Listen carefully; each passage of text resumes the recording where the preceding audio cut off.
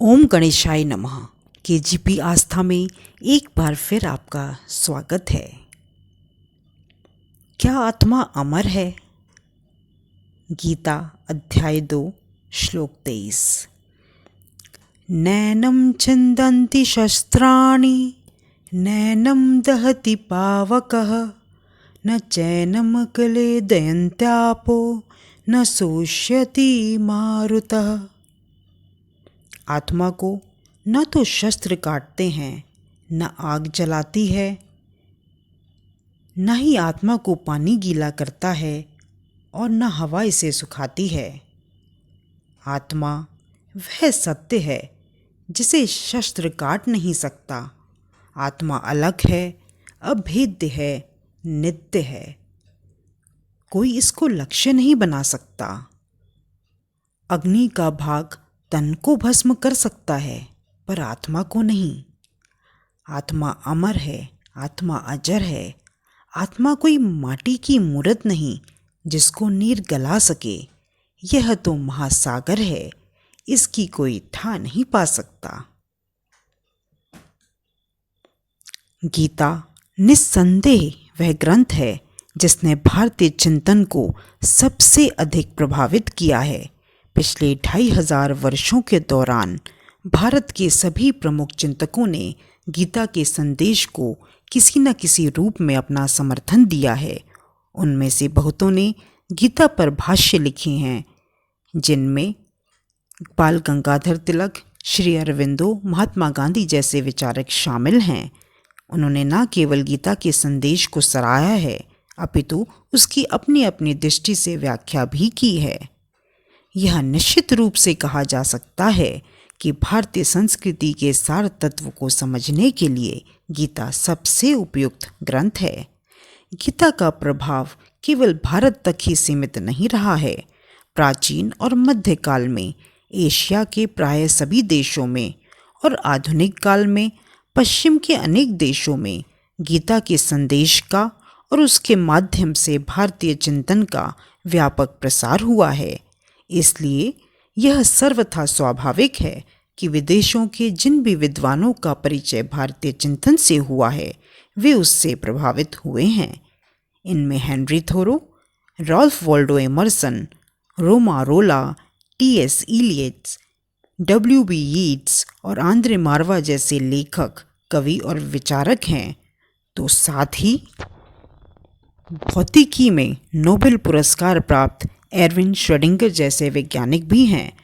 Schrodinger ने अपनी पुस्तक my view of the world में स्पष्ट शब्दों में कहा है कि सृष्टि के अंतिम सत्य को जानने के लिए भी उपनिषद और गीता की दृष्टि सहायक है। आधुनिक मनुष्य के वैयक्तिक और सामाजिक विकास के लिए भी गीता का संदेश बहुत महत्वपूर्ण है। विश्व प्रसिद्ध इतिहासकार आर्नाल्ड टाइनबी के अनुसार मनुष्य जाति के सामने उपस्थित इस महान संकट की घड़ी में भारतीय मार्ग ही निस्तार का एकमात्र मार्ग है। गीता इस मार्ग को समझने का एक प्रशस्त उपाय है। गीता केवल एक धार्मिक ग्रंथ नहीं है और किसी विशेष धर्म की पुस्तक तो वह कदापि नहीं है। भारतीय परंपरा में धर्म, दर्शन और मनोविज्ञान को सदा ही समन्वित रूप में देखा और विचारा गया है, क्योंकि इन सभी विषयों का वास्तविक केंद्र बिंदु मनुष्य का मन और उसके द्वारा रचा गया संसार है। गीता में यह समन्वित दृष्टिकोण पूरी तरह मिलता है। इसमें जहाँ धर्म के क्षेत्र में आत्मा, परमात्मा, पाप, पुण्य आदि विषयों को लिया गया है, वहीं इस विश्व की रचना और उसमें मनुष्य की स्थिति से संबंधित दार्शनिक प्रश्न भी उठाए गए हैं। पर गीता जिस विषय पर सबसे अधिक प्रकाश डालती है, वह है मनुष्य का मन का आंतरिक संसार और उसके विविध आयाम। हम क्या हैं? हमारे आंतरिक जीवन की संरचना किस प्रकार की है? कौन सी शक्तियाँ हमारे जीवन को नियंत्रित करती हैं? हमारा कर्तव्य क्या है? हमारे दुख किस प्रकार दूर हो सकते हैं? हमें अपना वैयक्तिक और सामाजिक जीवन कैसे बिताना चाहिए? हमें अक्षय सुख कैसे मिल सकता है? हमारे जीवन का अंतिम लक्ष्य क्या है और हम उस लक्ष्य तक कैसे पहुंच सकते हैं? इस प्रकार के गंभीर प्रश्नों का गीता बहुत स्पष्ट और सारगर्भित विवेचन करती है। और क्योंकि ये प्रश्न सभी मनुष्यों के लिए समान हैं, इसलिए गीता का संदेश किसी विशेष समुदाय के लिए न होकर संपूर्ण मनुष्य जाति के लिए है। गीता को भली प्रकार समझने के लिए सांख्य दर्शन की पृष्ठभूमि का कुछ ज्ञान आवश्यक है। यह दर्शन भारत के 6 प्रमुख आस्तिक दर्शनों में से एक है। योग और वेदांत दर्शन भी सांख्य दर्शन के आधार को स्वीकार करते हैं। इस प्रकार यह दर्शन भारतीय चिंतन का एक प्रमुखतम संदर्भ बिंदु है। सांख्य दर्शन के अनुसार विश्व में 2 ही मूल तत्व हैं, पुरुष और प्रकृति। इनमें से पुरुष चेतन है और प्रकृति अचेतन। प्रकृति स्वयं सत्व, रज और तम इन 3 गुणों से मिलकर बनी है। सृष्टि की रचना पुरुष और प्रकृति की रचना संयोग से होती है। एक ही पुरुष सभी जीवधारियों में अनेक रूपों में विभक्त है। इस विषय में भिन्न मत भी हैं। पुरुष स्वयं निष्क्रिय है, पर वह चेतन होने से सुख दुख आदि का अनुभव कर सकता है। संसार को भोग लेने के बाद मुक्ति की इच्छा भी पुरुष में होती है। दूसरी ओर प्रकृति गतिशील है, पर वह स्वयं अकेले कुछ नहीं कर सकती। भोग और मुक्ति में वह पुरुष की सहायता करती है। पुरुष के संयोग से प्रकृति में विकार उत्पन्न होते हैं और सृष्टि का निर्माण होता है। इस प्रक्रिया में सबसे पहले महत या बुद्धि तत्व उत्पन्न होता है।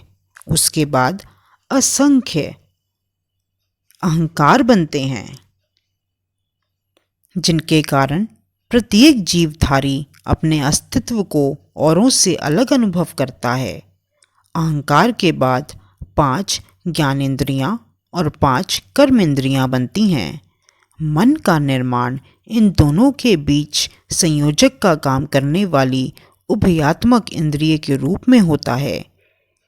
इनके बाद 5 तत्वों के सूक्ष्म रूप वाली 5 तंत्र मात्राओं का और अंत में इन तत्वों के स्थूल रूप में 5 महाभूतों का निर्माण होता है। शरीर की सीमा में रहने वाला चेतन तत्व जीव कहलाता है। वह परम पुरुष में से सादृश्य रखते हुए भी अपने अज्ञान, अहंकार और मोह के कारण बंधन में रहता है। यह ध्यान देने योग्य है कि बुद्धि की अवस्था अहंकार से ऊपर है और बुद्धि की अवस्था में प्राणियों में कोई भेद नहीं रहता। दूसरी ओर मन अहंकार के नीचे है और सदा ही उससे प्रभावित रहता है। मनुष्य के कष्टों का मुख्य कारण यह है कि वह अहंकार से ग्रस्त है और उसका मन चंचल है। मनुष्य को मन और अहंकार से तथा अनियंत्रित चिंतन से ऊपर उठकर बुद्धि की शांत अवस्था तक पहुंचना है। यह गीता का एक मुख्य संदेश है। गीता में योग को अनेक बार बुद्धि योग कहा गया है। मनुष्य मन के स्तर का जीवन जीता है। मन का एक प्रमुख काम भाषा को जन्म देना है।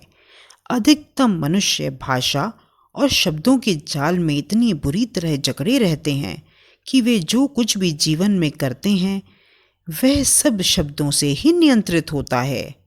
विशेषकर धर्म, दर्शन आदि के क्षेत्र में उनका जीवन कुछ पुस्तकों या सिद्धांतों से बंधा होता है, जिनके परे जाने की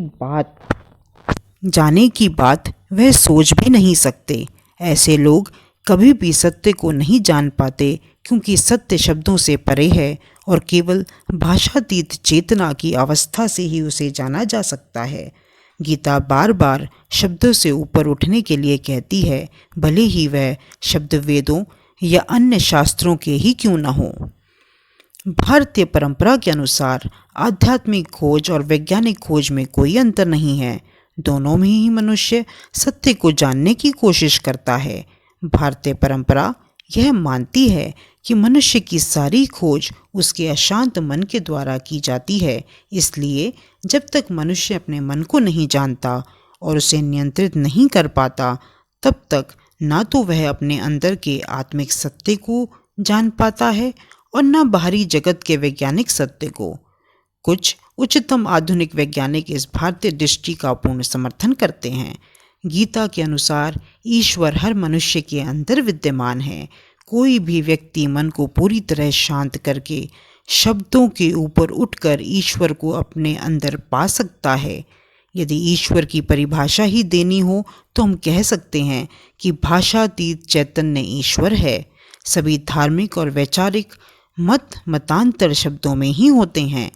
गीता हमें सभी मतों और संप्रदायों से ऊपर उठकर एक ऐसे विश्व धर्म का संदेश देती है जो किसी पुस्तक, व्यक्ति, सिद्धांत, पूजा स्थान या पूजा विधि पर आधारित नहीं है। यह विश्व धर्म हर मनुष्य का अपना ईश्वर अपने अंदर ही खोजने और पाने का मार्ग दिखाता है। गीता में वैयक्तिक साधना और सामाजिक सेवा को भिन्न नहीं माना गया है। गीता में स्पष्ट कहा गया है कि जो मनुष्य सभी प्राणियों में परमात्मा को देखता है उसी के पास सच्ची दृष्टि है, और जो व्यक्ति सभी के सुख दुख को अपने सुख दुख की तरह समझता है वही वास्तव में योगी है।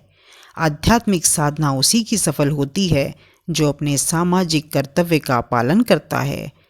गीता में अर्जुन और कृष्ण के माध्यम से आत्मा और परमात्मा के बीच होने वाले संवाद का वर्णन है।